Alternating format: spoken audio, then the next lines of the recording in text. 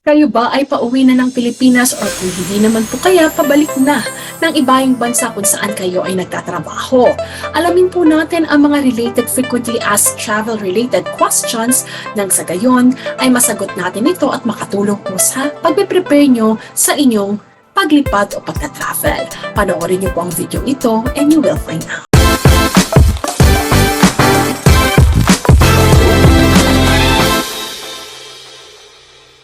Magandang araw sa inyong lahat mga kabayan at kaibigan and welcome to my channel. This is Jamey Iris TALK TV where we will talk, we will discuss at pag-uusapan po natin ang mga mahahalagang information, balita, guidelines na makakatulong po sa inyo bilang mga travelers po pabalik sa Pilipinas or kung hindi naman po kaya pabalik sa ibayong bansa or kung kayo ay kabayan natin or former Filipinos, just simply want to keep in touch and get to know and be kept in the loop kung ano po ba nangyayari sa ating bansa. Yan po ang inyong matutunghayan dito po sa ating channel. For this specific episode, ito po ay kung saan sasagutin po natin ang mga katanungan ng ating mga kabayan na iniwan po nila sa comment boxes or iniwan po ninyo sa aking mga comment boxes. So I'll try to do my best po para masagot po ito nang sa gayon ay alam niyo po ano ang katabunan po natin dito. At syempre, this episode is entitled Sagot sa iyong mga katanungan, aking mga kabayan. At syempre, nais ko pong i-welcome ang ating mga subscribers na palagi po at araw-araw na nakikinig at nanonood po sa atin. Welcome po sa inyong lahat and I'm just simply so glad na makasama ko po kayo sa araw-araw po natin na video vlogs. At syempre, if this is your first time to watch my video, I'm inviting you to please subscribe to my channel so that every day ma-update kayo ng mga bagong videos ko na ina-upload regarding travel guidelines, travel protocols at ganoon din mga current events. At ngayong buwan po ng Marso at sa mga succeeding months po, maraming bagong segments na ihahatid sa inyo kung saan ito ay magiging inspiring, informative at very helpful po para sa inyong lahat. Saan man po kayo nakatira sa different parts of the world o saan man dako po ng mundo. Simulan na po natin. Basahin natin po ano po yung mga mensahe ng ating mga kabayan at sagutin na rin ang kanilang mga katanungan. Muli po, ako po si Jamey Iris na siyang magdadala po sa inyo ng kasagutan at mga update. Para sa ating mga kabayan, simulan po natin kay Michael Saez. Sabi niya, thank you ma'am, God bless. You are most welcome, Michael. And at the same time kay Ana Loretta Miranda, sabi niya, thank you po ma'am, ganda. Really big help po sa amin ang ginagawa mo. You are most welcome, Ana Loretta. At I really appreciate that for you letting me know how helpful my videos are. May God bless you too. And then from Richard Cordero, thank you Miss Jamey for your very informative video. You are most welcome din, Richard, at maraming salamat din sa panonood at pagpapahayag na gano'n nakakatulong ang ating video. Mula naman kay Maricel Juan, sabi niya, hello po ma'am. Maraming salamat po sa pag-update palagi. You are most welcome, Maricel. I am simply so happy to keep you all updated. And then from Romel Suan, sabi niya, salamat po ma'am sa paliwanag. Isa rin po ako sa naguguluhan dyan eh. Oo, Romel, naiintindihan ko minsan ang mga protocol dahil bago-bago or kung hindi naman yung mga system natin na online ay minsan biglang nagbabago ng walang pasabi. Kaya naiintindihan ko talaga na nakakagulo minsan at nakaka-confuse. Kaya andito ako para magawa ang best ko na matulungan kayo at malesen naman yung ating confusion, mabigyan ng clarification at malesen yung stress ninyo. Maraming salamat Romel sa pagpapahayag at pagsulat sa akin nang malaman ko kung kamusta nakakatulong ang aking mga videos. At syempre from Fen Nie, maraming salamat po sa information. Fen Nie, walang anuman and you are most welcome. And then kay Michael Saez, Ana Loretta Miranda, Richard Cordero, Marisal Juan, Romel Suan at Fen Nie, maraming salamat po muli sa inyong lahat at maraming salamat sa inyong lahat at syempre nais ko rin pong magpasalamat sa inyo sa patuloy niyong pagsuporta at araw-araw na pakikinig at panonood ng aking channel at higit sa lahat, salamat po sa mensahe ninyo dahil inspiring po talaga for me ang inyong mga mensahe at talagang it encourages me to keep on doing my best po para po sa inyong lahat. Okay, sige po. Sagutin na po natin ang mga katanungan ng ating mga kabayan. Sige po, sagutin na po natin ang mga katanungan ng ating mga kabayan muli kay Sofia Gomez. Sabi niya, hello po ma'am, tanong ko lang po, flight ko po sa March 19, magpapa-PCR test po ako ng March 18. Dating ko po sa Pilipinas ay March 20, alas 4 ng hapon. Pasok pa po ba ito? Hi Sofia, kamusta? Ganito, kung ang flight mo ay March 19, hindi mo nabanggit dito kung anong time. Pero kung ang PCR test mo ay March 18, pasok naman yan sa within 48 hours. Kasi actually, pag March 19 ang alis mo, March 17, depende sa oras ng flight mo, dun magsisimula ang 48 hours natin. Kung March 18 yan, within 48 hours naman yan. Basta yung timing naman, hindi mo nabanggit dito, pero katulad ng sabi ko, since March 17 siya maaring mag-start, kung 18 ka magpapaswab test, okay siya. Pero just make sure na makukuha mo yung resulta on time. So tanungin mo doon sa swab test provider kung gaano katagal yung ano na lang yung pinakamabilis kaysa yung matagal. Gaano kabilis mo makukuha the earliest yung swab test result. Nang sa gayon, alam mo kung makukuha mo ito before your flight. Make sure makuha ito at least several hours before kasi nga kakailanganin mo pa yan kung sakasakaling ikaw ay non-OFW na i-upload sa One Health Pass. Kung ikaw ay OFW naman, dadalhin na lang yung kopya sa airport. Maraming salamat, Sophia, and I hope this helps. By the way, hindi na binibilang ang numero or yung number of hours pagpabalik na tayo sa Pilipinas. Hindi kasama yung sa bilang. Only from the time of your departure from your port of origin. From Karen Gidines, sabi niya, ma'am, need pa ba ng Red Cross, ma'am? Pag uwi sa Pinas, ma'am, fully vaccinated na po ako. Hi, Karen. Ang Red Cross, kung fully vaccinated ka, hindi na kinakailangan yan. One Health Pass lang. At ang Red Cross, para lang to sa unvaccinated at partially vaccinated na mga OFW na darating sa Clark International Airport at gayon din sa Subic International Airport. Other airports, kung OFW na not vaccinated or partially vaccinated, hindi kinakailangan. Since fully vaccinated ka, definitely hindi mo kailangan. Sophia, Karen, maraming salamat and God bless you. Mula kay Ving, Portugal. Hello, Ma'am Jamey. May tanong ako. Yung Philippines passport ko pong gamit ko yung apelido ng ex-husband ko. Divorce na po ako sa kanya. Tapos kinasal ako ulit dito. Gusto ko gamitin yung apelido ng second husband ko. Pero sabi sa Philippine Embassy dito sa Germany, hindi raw pwede. Kinakailangan ko sa Philippines ayusin. Dito naman ako sa Germany kinasal sa una at yung sa second husband ko. Paano po yun, Ma'am Jamey? Yung mga papers ko po, pati sa vaccines, paper, gamit ko yung apelido ng second husband ko. Ma'am, sana po matulungan po ninyo ako sa katanungan ko. Maraming salamat po. Okay, Jing, I understand your concern. So ganito ang may advice ko sa inyo.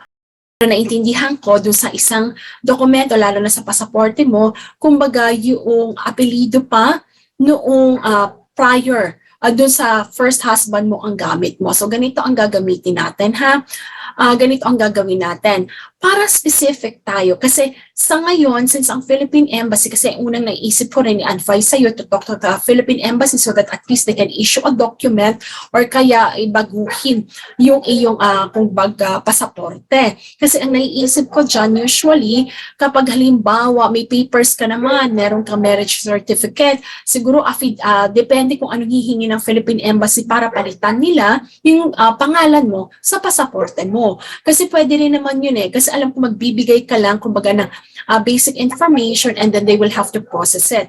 Ngayon, hindi ako sure kung bakit hindi na asikaso sa Philippine Embassy, baka may bagong proseso na at sinabi nilang Philippines na yon. Ngayon, kung sa Pilipinas na aasikasuhin yan, then ang mai-advise ko sa iyo para lang ensure natin na hindi ka magka-challenge sa airport dahil magkaiba ang pangalan sa iyong vaccination certificate at iba ang pangalan mo sa iyong passport. So ganito ang ating gagawin. Kailan ba ang flight mo? Hindi mo nabanggit kung kailan ang flight mo. Ang i-advise ko sa iyo, bago ka lumipad ng Pilipinas, pag once na you watch this video, na ngayon na where I'm answering your concern, can you please do my suggestion already and see para at least alam natin agad ang sagot. In your situation kasi, ang advice ko sa iyo is please email BOQ, ang Bureau of Quarantine, kasi sila, number one, ang HR sa One Health Pass, second, sila din ang nag-verify o nag-check ng tinatawag natin ng mga vaccination certificate. So pag email mo sa BOQ, explain to them how you explain to me itong situation na ito. Ang tanong mo sa kanila is ganito, ano po ang kailangan kong gawin? Ano po ang kailangan kong gawin at ilagay sa One Health Pass at paano po ito kapag chinek ang aking vaccination certificate. So ask them so that at least once na nagka-challenge ka sa airport, meron kang documentation, you have an email coming from BOQ na yung concern mo, you already raise it up to them prior your arrival. At i-honor naman nila yan. Kasi ganyan din yung ina-advise ko sa iba pa nating mga viewer na kapag very specific at sensitive yung concern na talagang para iwasan natin yung challenges sa airport, I'd rather you go directly to the authority and ask para at least alam natin. Kasi yung concern mo talaga ay again, magkaiba yung pangalan sa dokumento. So at least malaman natin anong i-advise nila dahil nagaling ka na at nagtanong ka na sa Philippine Embassy, ang sabi nila sa Pilipinas maayos. So therefore, ibig sabihin, lilipad ka na magkaiba yung pangalan sa dokumento mo na how can BOQ, kumbaga give you what we call, let us just say, yung maunawaan nila and ano yung consideration na ibibigay nila sa'yo dahil ito nga yung sitwasyon mo. Fully vaccinated ka, but it just so happens the documents have different names. So, very responsive naman ang ating BOQ. They will reply to you. Hindi man ora mismo, maaring after 2 days or 3 days, they usually reply naman.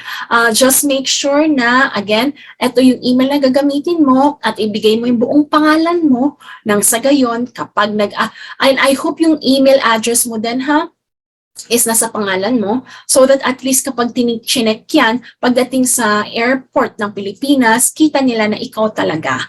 Yan. Okay? So email mo boq.qc1@gmail.com. So share mo yung concern and then looking forward, you'll get their specific answer. Kasi pag sinabi nila acknowledge na yan or kumbaga they have taken your concern already, at least it's in their system. Once your name, for example, lumabas, pagdating mo sa Pilipinas, at least they know eto, nakipag-coordinate ka sa BOQ. Jing, balitaan mo rin ako kung kamusta, hoping that all is good. At the same time, mabibigyan ka ng kumbaga akmang payo ng ating taga-BOQ. Mula kay Shivani and Sheena Videos. Hi again, ask ko lang din po kung alam nyo din po ba kung anong requirements if pabalik ng Malaysia kapag nagbakasyon sa Pilipinas. Salamat po ng marami. Like, I'm planning na umuwi this March from Malaysia to the Philippines, Philippines to Malaysia. Hi, Miss Jamey. Ask ko lang po, need pa rin po ba ng Filipino citizen ang travel insurance na magbakasyon sa Manila for just 2 weeks? Shivani and Sheena Videos, sagutin ko muna yung pangalawa yung pangalawa munang katanungan kasi medyo mahaba yung una, sagutin ko siya after. So, pag uwi mo, kung Filipino citizen or Philippine passport holder ka, hindi mo na kinakailangan ng travel insurance. Only those who are holding the foreign passport will have to actually provide the travel insurance. So, you don't need kasi Philippine passport ang hawak mo. Second question. Ano ang mga requirements pagbalik ng Malaysia? Tingnan natin Hindi mo nabanggit ang iyong airline, so magbigay na lang ako ng example ng airlines natin. Kunin muna mismo natin sa kanila. Pero again, today is February 6, everyone. So just make sure na kapag bago ka lumipad, check ka lang ulit doon sa website, lalo na kung saan yung airlines mo. Nang sa gayon, accurate tayo. You know everything is changing very fast. So it's good na bago ka umalis, ay accurate yung makukuha mong info from the actual site of your airline. So again, this one is just an example that I will be giving to you as of today.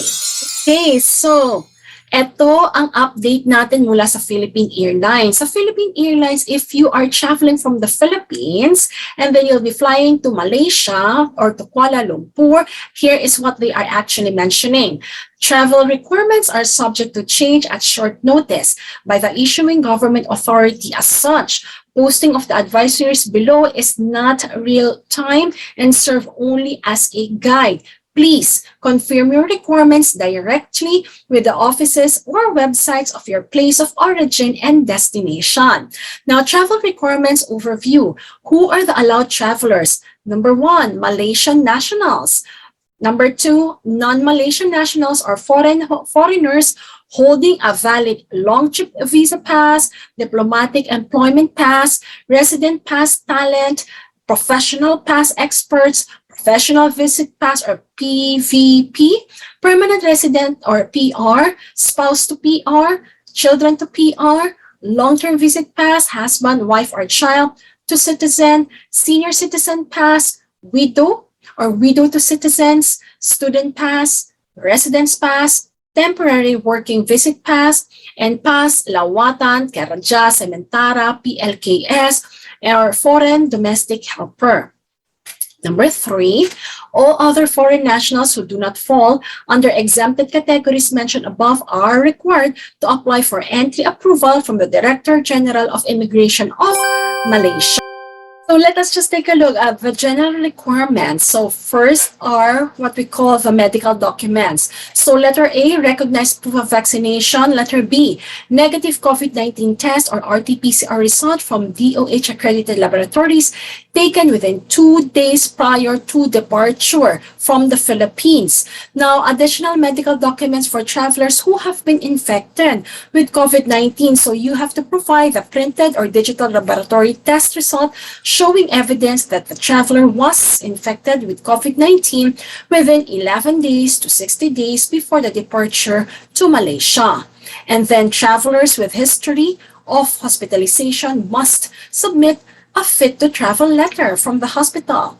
And last one, travelers who have not been hospitalized shall undergo professional RT-KHE test 2 days before travel, and travel shall be allowed if test result is negative. Now, how about travel documents? Now, travel documents that you have to complete or bring with you are the following: registration to the My Sejatera online application 3 days before entering Malaysia. Number 2, registration to entry or exit Immigration Department of Malaysia. And then My Travel Pass application. And then number 3, approved application from My Entry System or for expatriates and their dependents or helpers. Now, again, this is from the Philippine Airlines. Again, you were not able to mention which airlines are you flying. So this is just an example. If you're flying from Philippine Airlines, then you will have to complete the PAL Passenger Information Form or the PAL Partner Laboratories ECIF form. And last but not the least will be the PH Bureau of Immigration Declaration form if you're traveling with Philippine Airlines. Now, what are the quarantine requirements? Now, for Malaysia, travelers who are fully vaccinated, let us just say 14 days after second dose and 28 days for single dose vaccines with booster shots are required to undergo the mandatory quarantine at designated quarantine centers for a period of 5 days upon arrival in Malaysia. Now, travelers, second one, who are fully vaccinated 14 days after the second dose, 28 days for single dose vaccines are required to undergo a mandatory quarantine at designated quarantine centers for a period of 7 days upon arrival in Malaysia. Now, how about travelers who are unvaccinated or have not completed the vaccination are required to go for a mandatory quarantine for 10 days upon arrival in Malaysia. And then fully vaccinated travelers, Malaysian and non-Malaysian with residence in Malaysia are eligible to apply for a home quarantine and fulfill the following vaccination requirements. So Shivani and Sheena videos, I do hope that what I shared to you are helpful so that at least you know what you need to take into consideration regarding your flight back to Malaysia. From Christine Abne, Good evening, Ma'am Jamie. Please, ask ko lang po, pagbalik ba ng Bahrain, mag-PCR test pa rin po ba ako sa Manila? Province po kasi ako, March 30 flight ko pa Bahrain. March 28 po ng 6 p.m. po naman, pa Manila ako.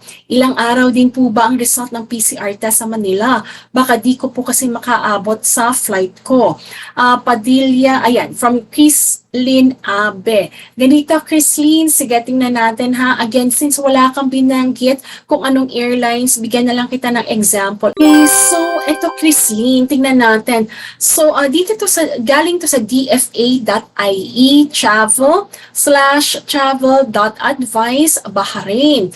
Ayan. So, sabi dito, pero please just check ha, bago ka umalis, baka meron na naman tayong update regarding this one. And can you please just check dun sa mismong airline company mo para at least sure tayo. Pero for the meantime, to answer your question, tiningnan natin ito dito sa website na ito. So, sabi dito, ito, ito po yung pinaka source natin. And then for Bahrain, it says, if you're traveling to Bahrain, our travel advice and updates will give you practical tips and useful information. Sabi dito, security status as of now is high degree of caution. Latest travel updates, citizens should exercise caution in decision about international travel, taking into account their overall health, their vaccine status, the risk of testing positive for COVID-19 while abroad. Anyone considering traveling abroad should be aware of the restrictions are subject to change at short notice, and additional restrictions may be imposed by the country of your destination, including during your visit. So, in other words, sa madaling salita is, i-check ulit yan bago umalis at make sure i-check mo yan doon sa mismong airlines kung saan ka will be flying with. Pero para at least may idea ka sa ngayon, sabi nila when you travel to Bahrain, there are no PCR testing of or quarantine requirements in place for arrivals to Bahrain regardless of your vaccination status or point of entry, including those arriving via the King Fahd Causeway between Saudi Arabia and Bahrain. Airlines may have their own PCR testing requirements, so all passengers should check with their airline for the most up-to-date information before traveling to Bahrain. So same as my advice a while ago, talagang check mo talaga kailangan sa airlines in case na may specific requirements. So tawag ka, or kung hindi naman ay doon mismo sa customer support nila, mag-message ka lang several days or a week before your flight. Now, and check mo lagi yung email mo ha. Minsan nag-i-email sila ng mga requirements pabalik before your actual flight. And then entry rules are subject to change at short notice. So travelers are advised to check Bahrain's latest COVID-19 decisions. Now, number 1, pwede mong i-check yung Bahrain News Agency. Andito yung link.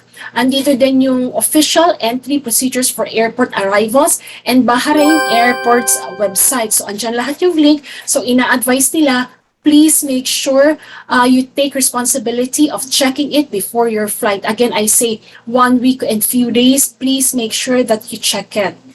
Lima, 1 week, check mo. Few days before your flight, check again. Okay lang, check kesa para less ang stress mo kapag ikaw ay nasa airport na. For any information on this and other updates, sinabi din na the government of Bahrain instituted the COVID-19 traffic light alert system based on COVID-19 related ICU admissions. Now, to guide and regulate activities across the kingdom, for more information including detailed list of services available at each level, please visit the Ministry Health's website. Andun din yung website, click mo lang para makita mo. And then you may select English on the top left corner of the page. Now, what else? Vaccinated arrivals may receive a vaccination certificate card on arrival, which will allow access to indoor public services in countries, and depending on the Bahrain's traffic light alert system. Now, please take note, you will need a proof of official COVID-19 vaccination status to receive the card. Now, vaccination certificates must contain a QR code unless issued by or issued from the UK, the USA, or the European Union, Switzerland, Canada, Australia, New Zealand, South Korea, Japan, Singapore, or Israel. Now, full vaccination status is deemed as those with vaccine approved by the WHO or Bahrain. Now, it is still required to wear a mask indoors at all times. Those who tested positive for COVID-19 when in Bahrain are required to self-isolate at home or at their hotel for 7 days if fully vaccinated or 10 days if unvaccinated. From the date of infection, if necessary, COVID-19 health treatment will be given free of charge. So yan yung update natin regarding vaccination status at quarantine natin. So hindi ko na tatalakayin yung iba dito. As long as you know you have a valid visa, kailangan mo yan kasi again, you will not be admitted for entry if you don't have the valid visa. And your passport should be at least valid for a minimum period of 6 months from the date of entry to Bahrain. Again, the health and surveillance, the Health Protection Surveillance Center at the European Center for Disease Prevention and Control provide health-related information on coronavirus. And last part, everyone, is again, general travel advice. All residents and visitors must carry a photographic ID. It is an offense for not to produce an ID when you are requested by a member of the Bahraini authorities, and you could be subject to a fine of 300 BHT. So magdala po ng photographic ng ID na may picture. The best help is often close at hand. Try talking to your local contacts, tour operator, representative, or hotel management. Now, there is no Irish embassy in Bahrain, so we are limited in help. We can provide it in the event of the emergency. You can contact the Irish embassy in Riyadh if you require assistance or advice. Irish citizens with genuine emergency can leave a voicemail message on the outside of office hours. Make sure to leave your name, mobile number, current location, and the nature of emergency. An embassy duty officer will return your call. So again, we'll not discuss the rest, only those that are relevant for our questions. So again, everyone, so these are the information that we have for traveling back to Bahrain. Check again before you leave for any updates. From Chrisleen, looking forward that it did help you so that at least you now know what are the requirements when you go back to Bahrain. Now for Padilla Rosano, ma'am, tanong ko lang po, kailangan po ba mag-register sa One Health Pass pauwi ng Pilipinas galing sa Saudi Arabia po? Salamat. Hi sa inyong lahat na taga-Saudi. Yes, Rosano, you do have to register para sa One Health Pass, kailangan yan. So that will be upon since one-step process na lang siya, pwede ka na mag-register at least pag na-receive mo na yung negative RT-PCR test mo within 24 hours before your flight. At make sure i-screenshot mo yung iyong QR code ng One Health Pass. From Agnes Reyes, hi po ma'am, paano po pala kung magkaiba ang name po ng passport at vaccination card po? Single name po ang passport at marriage name po ang vaccination card. Hindi po kaya magka-problema pagdating sa airport at immigration. Sana po masagot po ninyo. Salamat po. So Agnes, same as the advice I had given earlier sa isa natin ding nagtanong. So i-advise kita to please email boq.qc1@gmail.com. I-share mo yung concern mo para makapag-reply sila sa iyo at meron kang official email para pag hinanapan ka sa airport, pagdating sa Pilipinas, masasabi mo na ito yung in-advise sa iyo ng BOQ when you raised your concern bago ka lumipat sa Pilipinas para less hassle, less stress pagdating mo sa Pilipinas. So again, give them at least 2 to 3 days. Nagre-reply naman sila ng mabilis. Wait lang tayo. Salamat, Agnes. From Jad Reju. Hello po, ask ko lang po kung tinatanggap ba ng PAL ang saliva test to travel from Japan to the Philippines. Jad, ganito, basta ang resulta, pakitanong naman, doon sa pagsaswab testan mo, RT-PCR test. So pag RT-PCR test yan, kasi kung natatandaan ninyo kapag umuwi sa Pilipinas, di ba, isang nose tsaka isang throat yung ginagawang RT-PCR sa atin kapag nasa hotel dati. So ganun ang ginawa sa akin nung umuwi ako dito. So I believe possible naman yan basta yung testing is tinatawag pag lumabas yung resulta na RT-PCR. Maraming salamat Agnes at Jad Rachel. Mula naman kay Aces Heart Crystal. Hello po ma'am, may tanong po ako. Magtanong lang po, hanggang kailan po ang free ride ng OWA papuntang probinsya sa March 18 pa po kasi ang uwi ko. Sa ngayon, Aces, wala naman silang deadline na binigay so far. So pwede pa rin yung ibang mga subscribers at viewers natin, nag-message sila sa akin, naka-avail naman sila nung OWA hatid probinsya so far ngayong nakaraang linggo. So far ongoing pa naman siya. Kung merong mga halimbawa changes, i-update ko kayo. I think looking forward, makaabot ka pa sa March 18. If there's any changes or updates, I'll let every one of you know. From Alex, Miss Jamey, saan kinukuha yung QR122, PR321? Okay. Yung example na binigay ko, Alex, tingnan mo dun sa flight itinerary mo. Sa flight itinerary mo, makikita mo, ang tawag natin dyan ay flight number. QR stands for Qatar Airways, PR stands for Philippine Airlines. So, depende sa airlines mo, yun yung magiging simula ng kanilang QR number. So, it's like yung signifier ng name ng airline. So, QR, Qatar Airways, PR, ayan naman tayo sa Philippine Airlines, SG, for Singapore Airlines, and kumbaga, kung ano yung airlines, usually naman yun yung simula nila except for some. And then either 2 digits or 3 digits na number. Yan yung ilalagay mo kapag tinanong ka sa 1/2 pass ng flight number.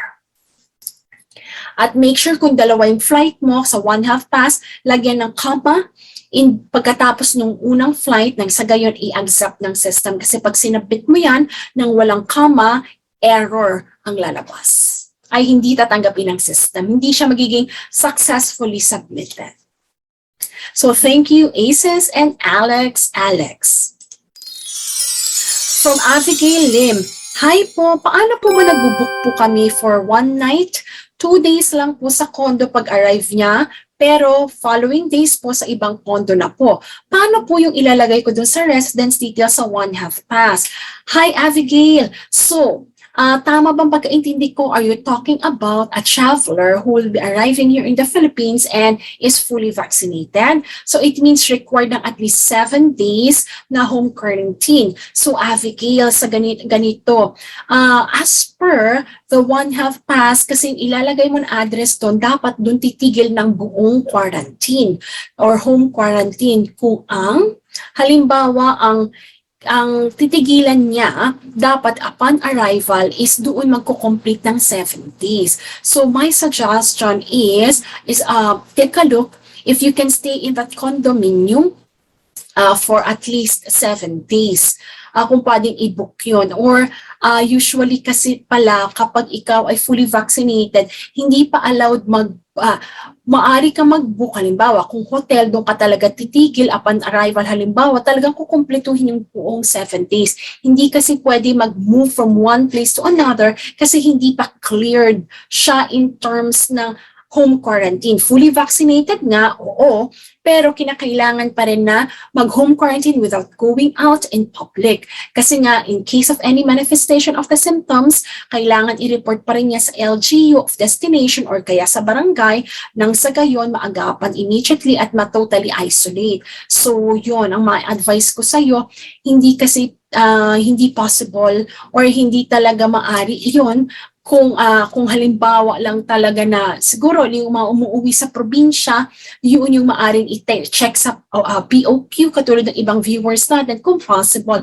Pero if leisure purposes lamang, mag-check-in sa hotel for example, at hindi naman kasi uuwi sa probinsya, within the area pa rin yung titirhan ninyo, my suggestion na lang is uwi na lang muna sa bahay, 7 days, and then tapusin yung home quarantine. And if you want to book, for example, kung leisure yon, then that's the time you can book na lang after matapos yung 7 days para clear tayo. Or sa IATF, kasi di ba ang protocol is at least home quarantine ng 7 days.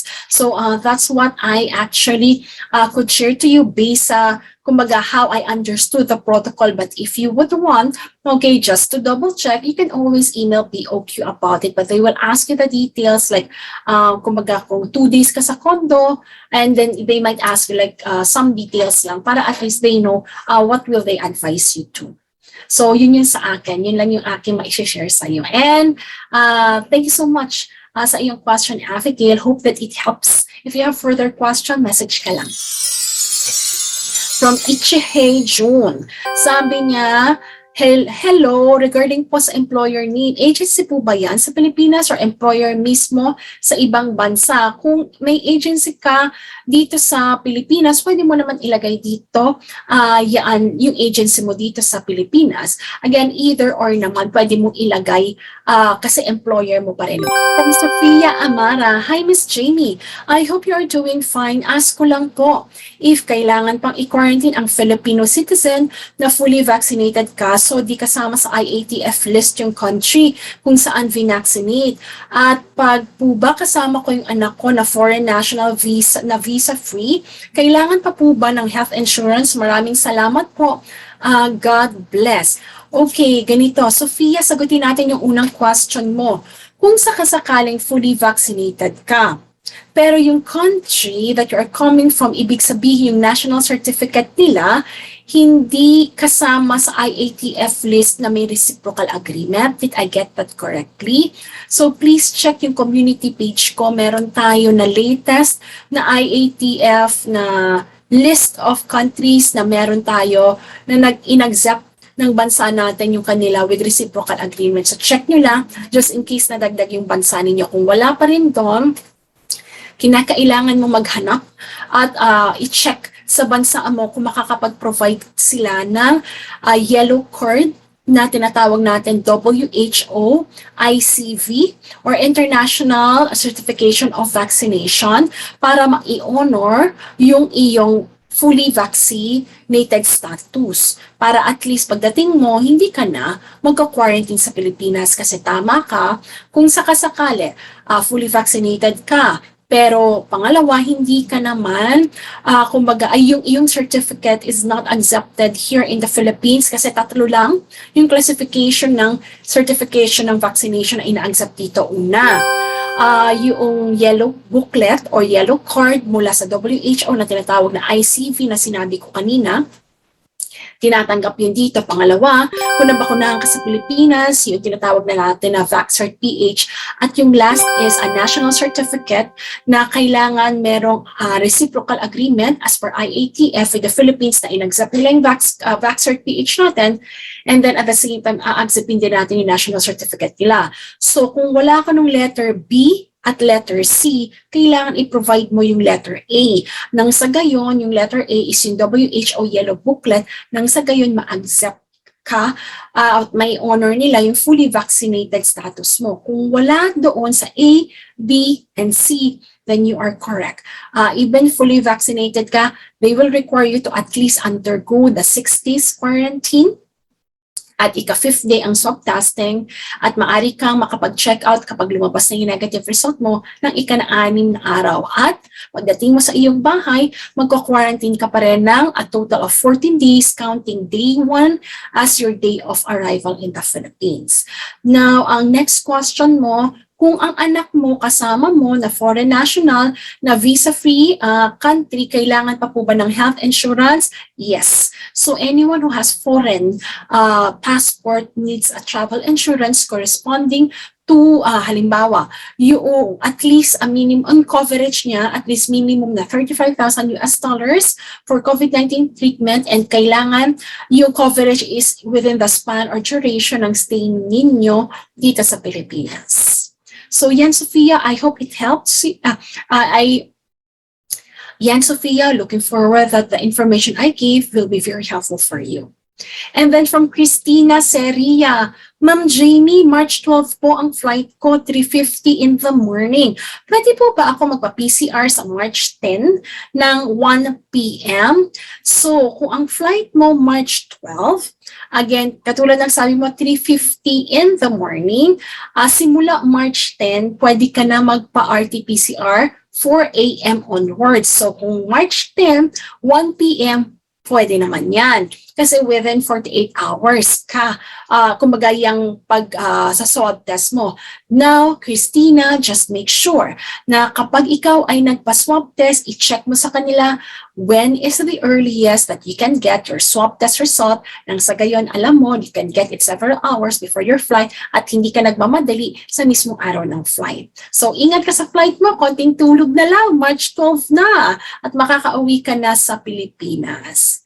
Ayan, Sophia and Christina, maraming salamat sa inyong katanungan and may God bless you.